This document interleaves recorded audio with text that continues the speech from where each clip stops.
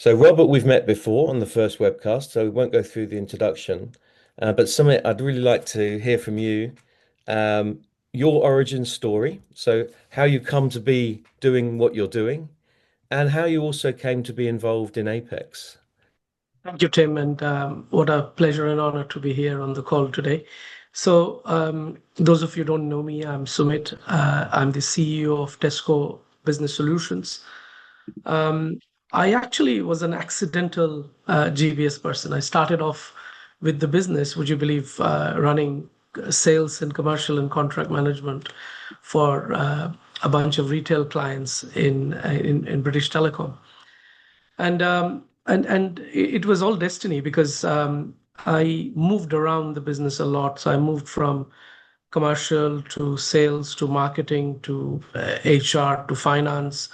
So I moved around the business every sort of 18 months to 2 years and gave me a quite a depth of understanding of the kind of business end to end.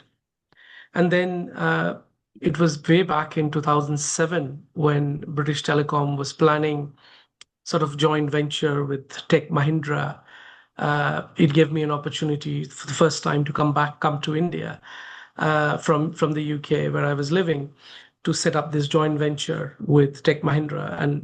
And while doing that, I was able to assess Infosys, Wipro, First Source, you name it, because BT outsourced it to almost 13 different vendors in India. And it gave me such a rich understanding of how things work and how does the outsourcing industry work. And then it led to me building the first GBS in BT, which became almost 20% of the entire organization size. And then in 2017, I got the opportunity, which was a real pleasure to run Tesco and build a GBS model. We already had a 13, 14-year-old center in Bangalore, but it was about how do we take it to the next level and build a GBS model to support all countries of Tesco Group. So, like I said, I've become accidental GBS leader, and it was really exciting. And let me now talk a little bit about what got me involved in the Apex discussions. So I see this as sort of three reasons: a strategic reason, a personal journey reason, and a leadership reason. So let me start with the strategic reason. When I'm very passionate about GBS, those of you know me, they'll know that I feel it's the best job on the planet. And it's a mini CEO role where you're sitting horizontal and doing all the work that a group CEO does, really, but in smaller portion. I absolutely love it. So if this was rewritten, if the standard was to be written strategically, I can't have that sitting in the sidelines and watching. So I had to be real part of thick and thin into there and set the standard with a bunch of very experienced GBS experts and practitioners. From a personal journey perspective, as I said, I do believe in this story.